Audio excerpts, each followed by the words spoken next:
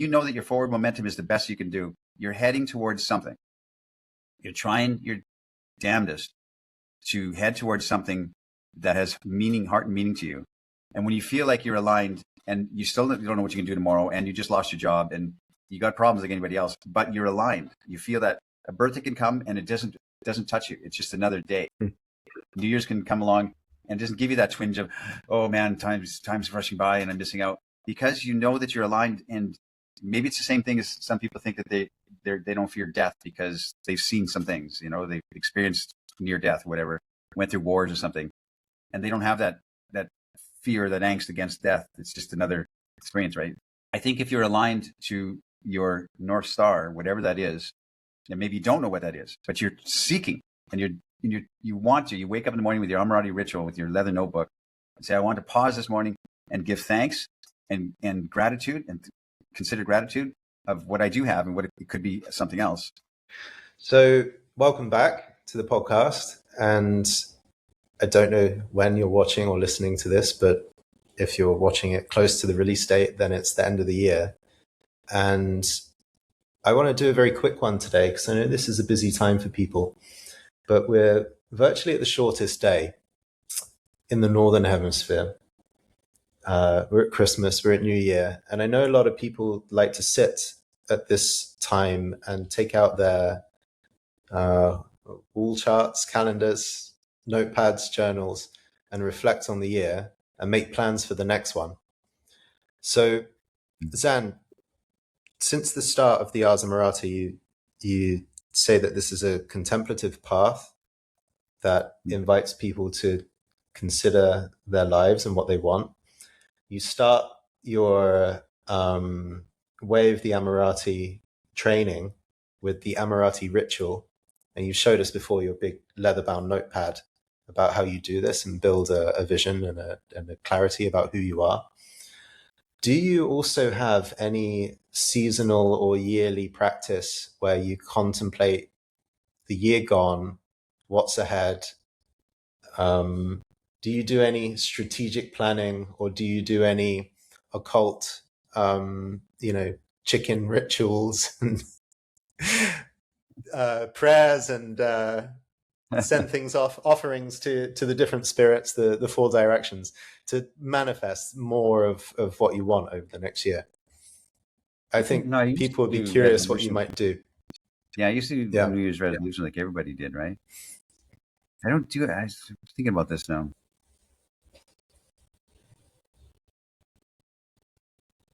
My birthday and New Year's are like close together, like 2 weeks apart. And I don't have, it used to be like really a kind of like a momentous time for me. I'd try and think, this year went by and I didn't get what I wanted and didn't do what I wanted. Now those, like my birthday and New Year's, which used to be significant signposts in my life, now they're just kind of a blip that goes by. It's weird. I'm just thinking this out loud as I go here because, man, I used to, a birthday would come along, and I'm getting older now, like my birthdays are starting to stack up. But I remember a birthday would come along when I was in my 30s or 40s, and I would think, man, the year flew by. I can't believe it's my birthday again. Like that feeling of just time is accelerating. And I have this notion that time is accelerating. I think there's something in that. Like we all feel it. And technology and the wonders of science and stuff that has really just completely leaped and bounded the way we consume and understand knowledge. And I think that there's an acceleration around it. Like Newton would discover something back in the day, and it would be a moment in time that was like fixed in time, and it was a big discovery. And then there was periods of time around it, where now there's discovery after discovery after discovery after discovery after discovery, and it's accelerated. And we're far, people decry that the children are on the internet, and etc., and they're not reading books anymore. But man, maybe they're going to get a better knowledge about the world and metaphysical side of things and everything because they are touching so many subjects constantly, as opposed to going deep dive into a 400-page book and another deep dive into a 400-page book. Who's to say? Everybody says that that's bad, attention spans, etc.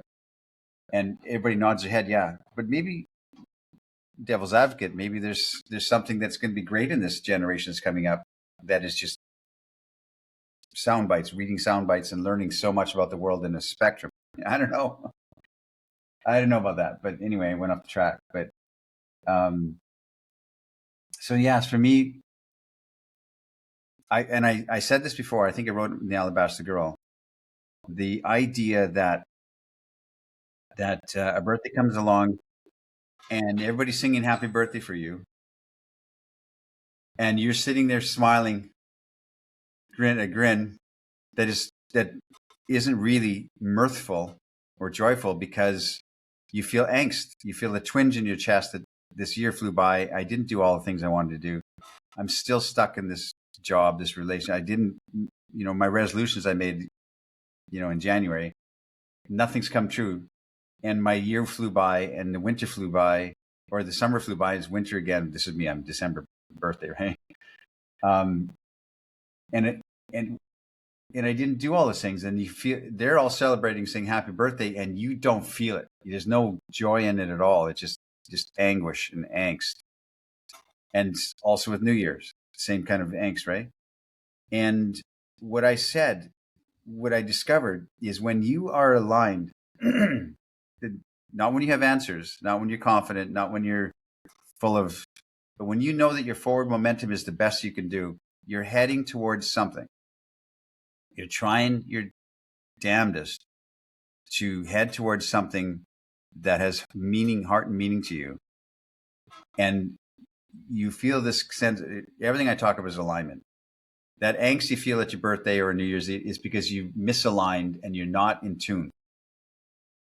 And when you feel like you're aligned and you don't know what you can do tomorrow, and you just lost your job and you got problems like anybody else, but you're aligned, you feel that a birthday can come and it doesn't touch you. It's just another day. New Year's can come along and it doesn't give you that twinge of, oh man, time's rushing by and I'm missing out, because you know that you're aligned. And maybe it's the same thing as some people think that they don't fear death because they've seen some things, they've experienced near death, whatever, went through wars or something, and they don't have that fear, that angst against death. It's just another experience, right?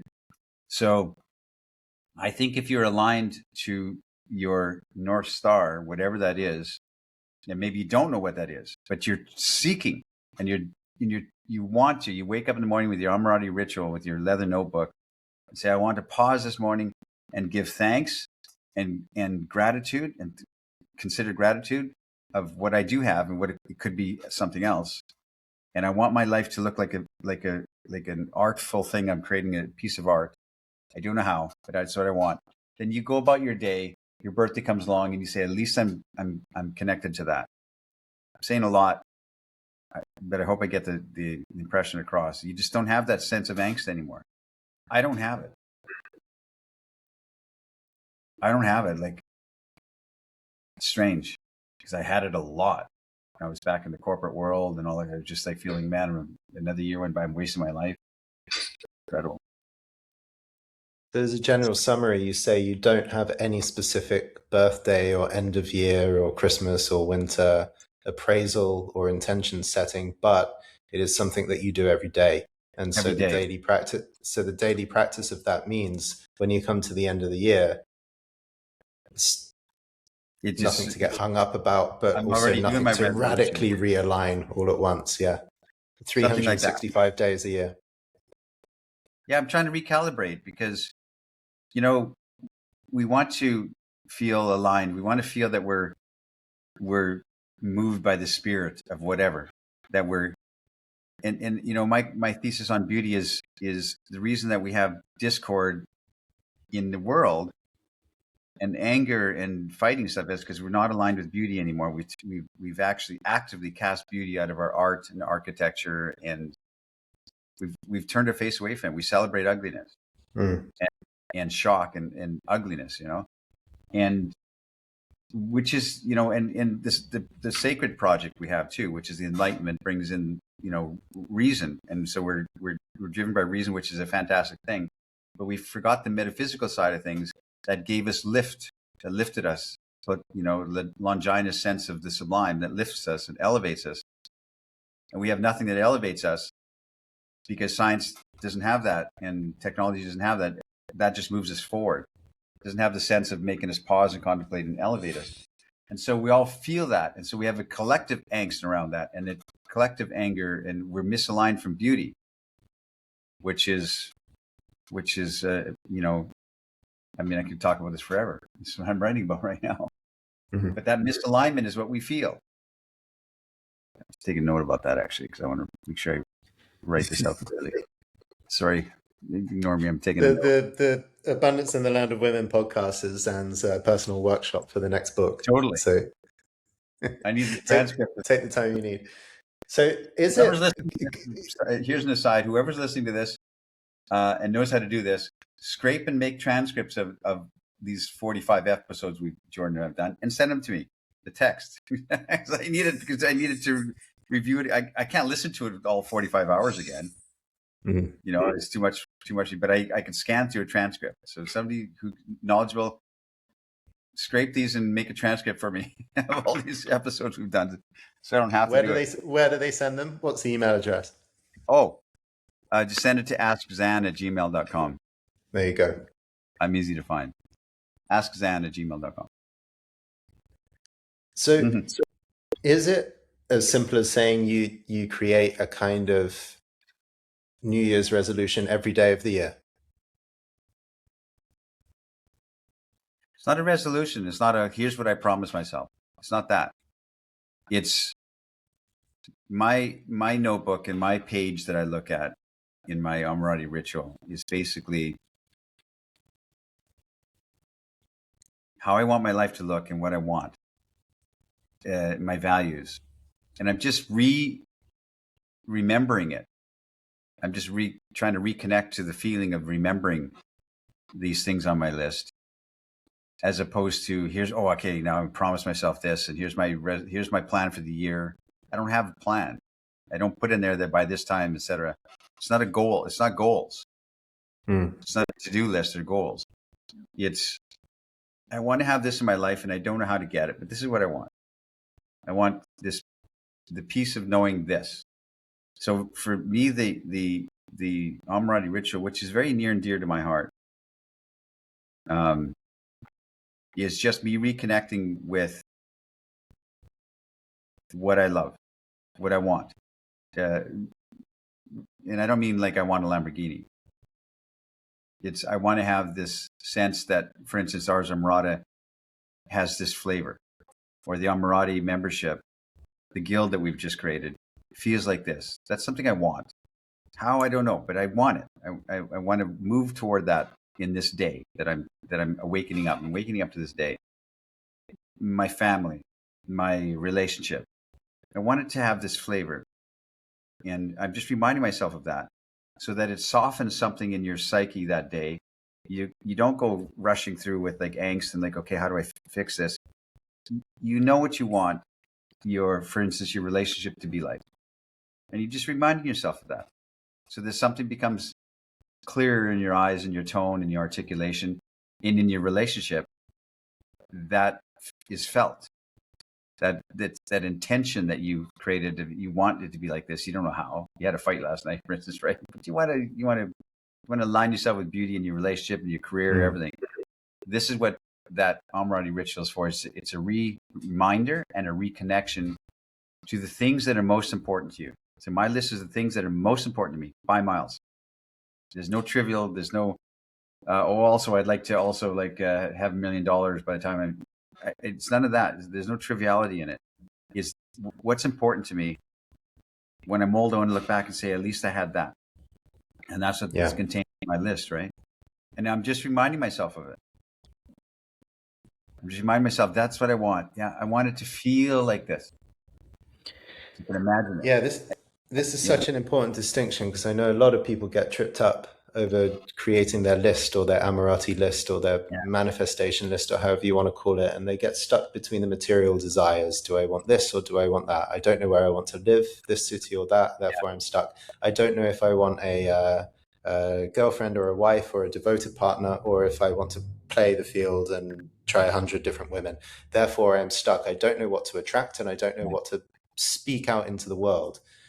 But this, I sense, is you don't need to know all the material At all. triviality, as you say, of who the woman's going to be, how many of the women are going to be, where are you going to actually live, what job are you going to do. But there is a feeling state, an atmosphere, a mood, a particular vibration that imbues everything, whatever happens. And it's you're actually setting a direction for the feelings, and Yes. I could even say that the particular sublime quality. So in my view, the sublime has a number of different qualities, and you can choose one or two as your face of the sublime that you want to invoke more than the others. So I imagine this is the kind of vector for where your intention points. Yeah. For instance, the thing that's, strong on my list is I'm writing a book right now, right? And as I did with the Alabaster Girl, I would reconnect with what I want it to feel like every day. That's all I'm doing. I want it to be a poem to me. I want my book to feel like something. I don't want I could have had the information out years ago. I don't want to put information out. I want to put a feeling out there of what I want for myself to feel. And so I reconnect with that every day. I'm going to work on my book today, and I'm not just going to get 2,000 words done. I want it to feel like something. And I'm trying to reconnect with that sense of feeling of what I want it to feel like when it's done, when I'm reading it or when somebody's reading it. I want it to have a certain flavor, and I'm just thinking of that flavor. I'm not thinking I want to have 50,000 words by the time 2026 is done. I don't have that. I know what I want it to feel like, and I don't know how to write that. That's why I struggle, right? But I reconnect with it every day and said, I don't know how, but I want this. I want it to, when I'm done, I want it to feel like this to me. I'm only writing for myself. I'm not writing for the audience. I'm not writing something that's going to be popular. Does that improve the quality of your writing to me set a marker for the feeling state? Yeah, because there might be some people that think, well, that's a lot of fluff, and you could have written it differently. I don't get it. And I've had people tell me that about the Alabaster Girl. Like, it was too much for me. It's like you could have stated things differently. Than I can't grasp what you're trying to say because I can't get past all the way you wrote it. And I get that, but I'm seriously okay with that because I want to something that I would like to read. And what I have written so far, I've got 6 chapters that I really polished because I have to polish things before I can move in. I'm not a good writer, right? But those 6 chapters, I would like to read those. Yes, I'd like to read something like that. And the rest is a mess. And I've got a bunch of chapters that are sketched out and written, but I wouldn't want to read them. They're like, they just make me ill to look at it. Like, oh, you know what I mean? So I'm trying to put something holy into holy to me. Something I'm trying to find something that's in Longinus' term, the elevation of the spirit that I'm trying to do that for myself. I want to elevate myself with what I'm writing. And otherwise I can't do it.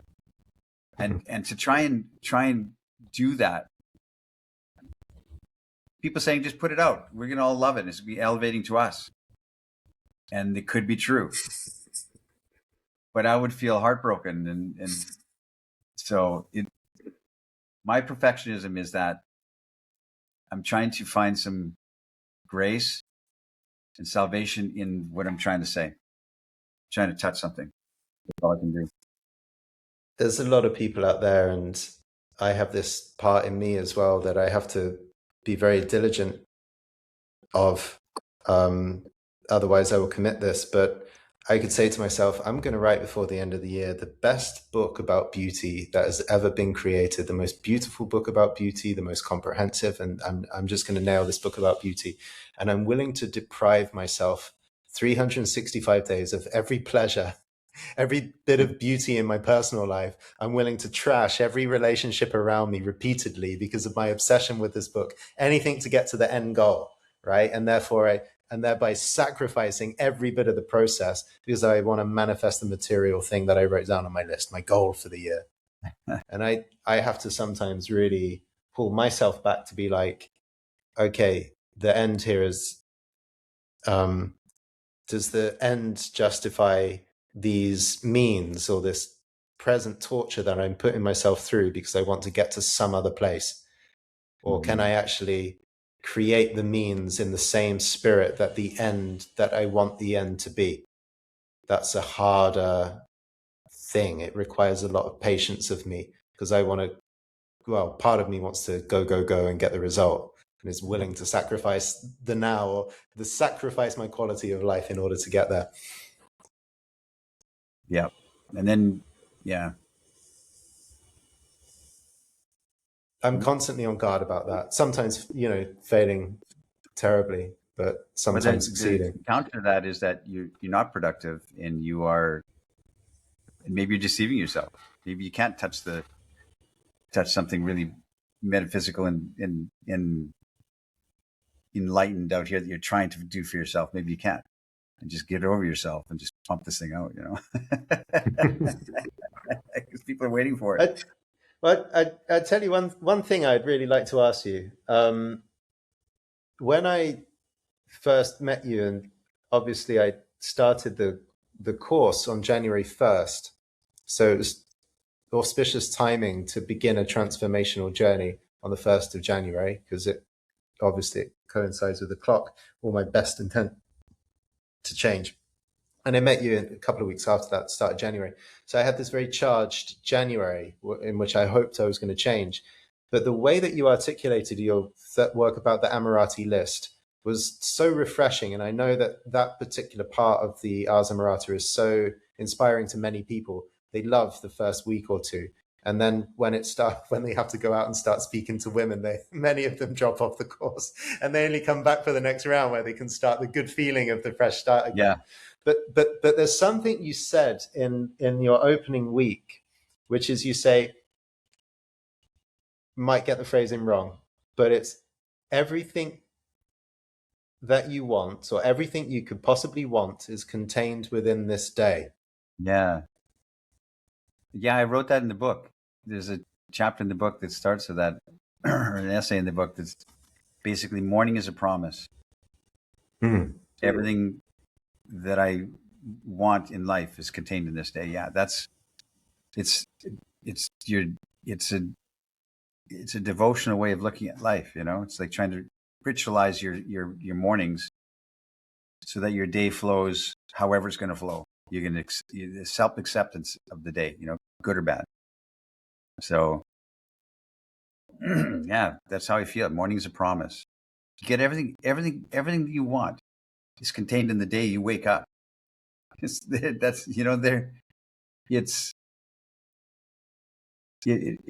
Morning is a promise. You still have you.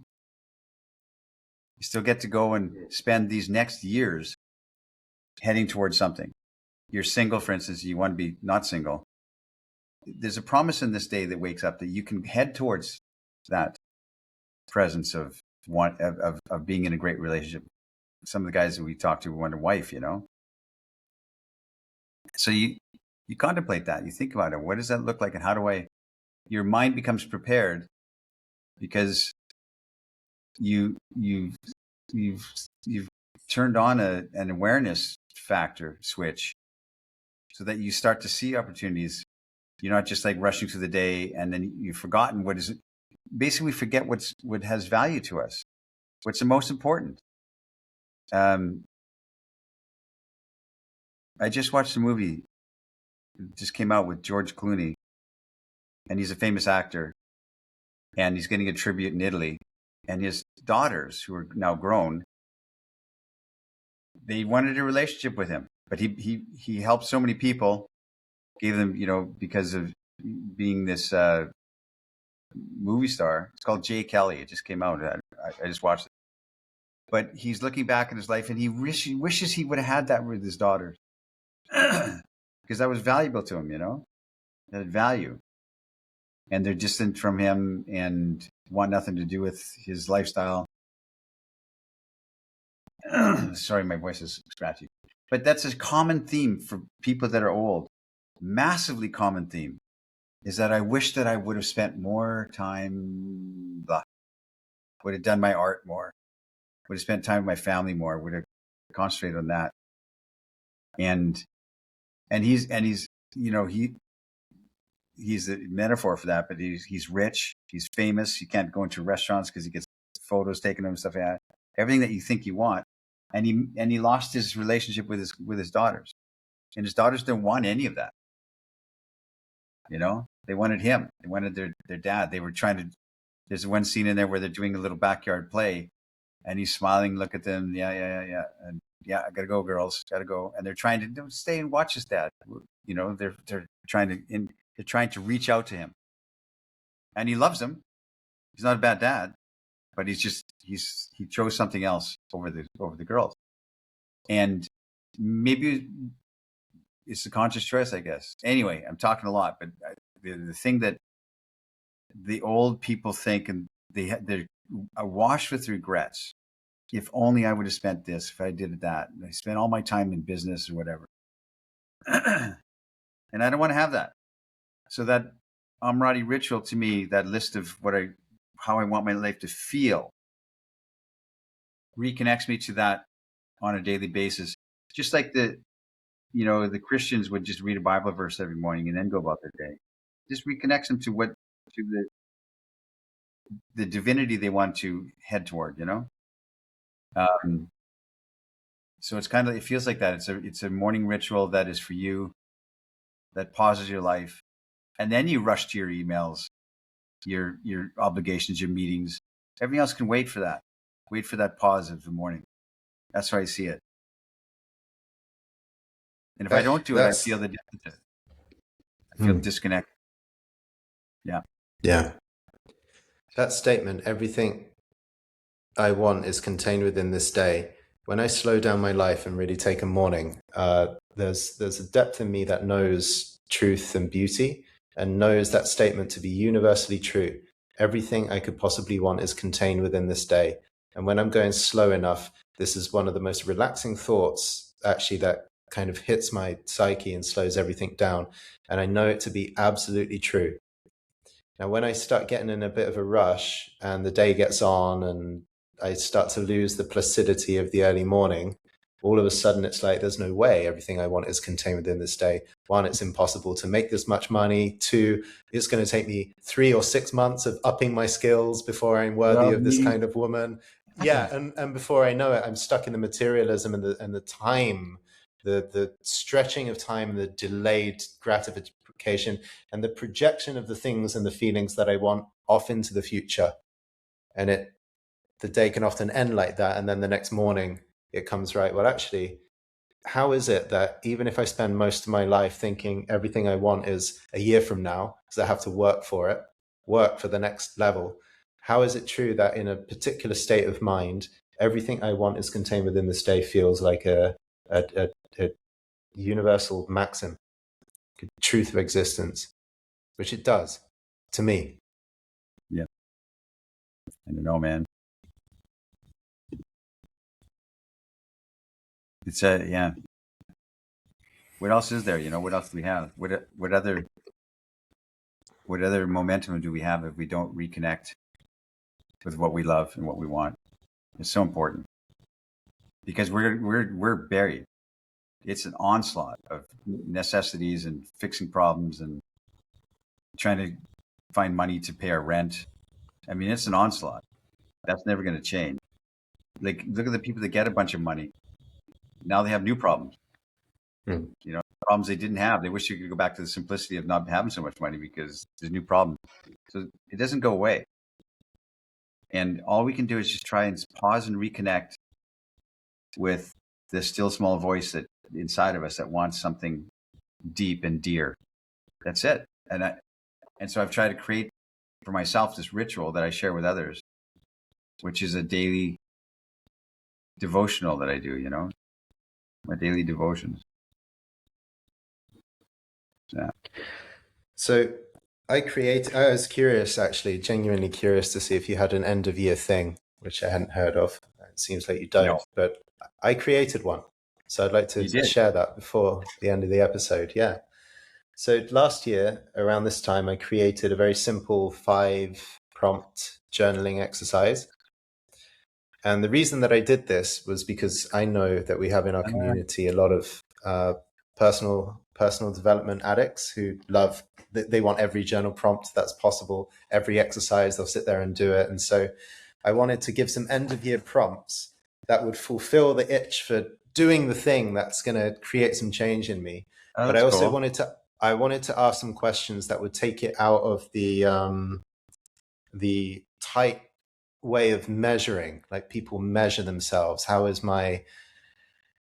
can I measure my progress this year compared to last year? And all of a sudden you've got a number for how good your year was and a percentage grade and room for improvement and 360 feedback, and it turns into this project. So I wanted to give 5 prompts that would ask you much broader questions about how are you relating to the core Ars Amorata philosophy. And I wanted to ask questions that would put you in a poetic frame of mind to give an answer. So I'll share the 5 prompts that I gave, but the way to fill out the prompts is not to write 3-word answer. The way to answer the prompts is to tell a story. That's what you have to do. You have to tell a story and put it in a bit of storytelling technique and some prose, and not try and measure yourself. So what I'll do is read them out, and I'll put a link underneath the video to the journal post where people can just read through them. And my suggestion is take 2 or 3 hours and go and have a seasonal pumpkin spice latte or whatever it is, and work through them by the fire, put some Nat King Cole in the background and work through the end of year prompts. So the first one, you might recognize this. Write about the moment this year when you felt most alive.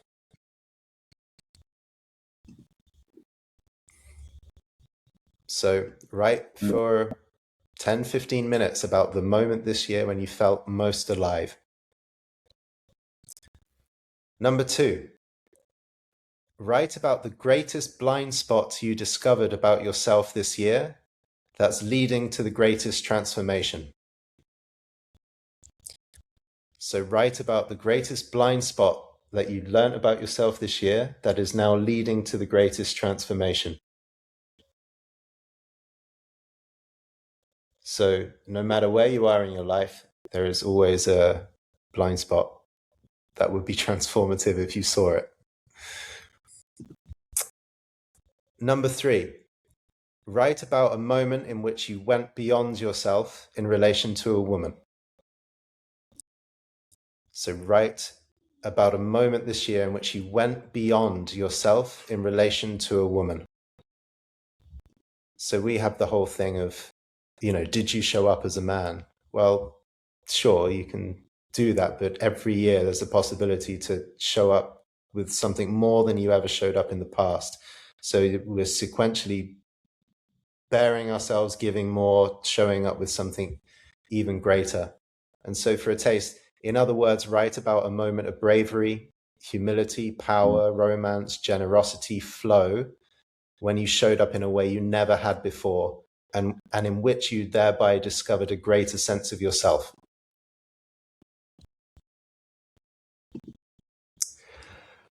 Number 4, write about the beautiful thing you saw this year that captivated you most deeply. So write about the beautiful thing you saw this year that captivated you most deeply. And then because of equality and inclusion and all that stuff, you might write about the thing that you heard or smelled or tasted. We're not going to be fixated on the vision. And number 5, your leadership in the world. reflect on a moment this year when you consciously led others towards more trust, ease, freedom, excitement, beauty, ecstasy, hope. Insert your sacred virtue here. So write about a moment where you consciously led others towards more of the kind of beauty and virtue that you want to see in the world. And you might sit with those questions. I certainly had the experience. I sat with those questions and I was like, fuck, I didn't do anything this year. You know, these questions are demanding a lot of me. Yeah, these questions are demanding a lot of me and I'm not sure if I measured up. But I sat with them a long time and things always come through, because in 365 days, if you're anything like a reflective animal, you will have found a blind spot that was humbling that you're learning from. You will have realized, well, I did have a fleeting moment of beauty that did stop me in my tracks. And I spent a whole afternoon like in deep wonder and reflection about what I saw. I did do something with a woman, even if it was a family member or even a stranger, that was uncharacteristically large of me. Yeah, very interesting.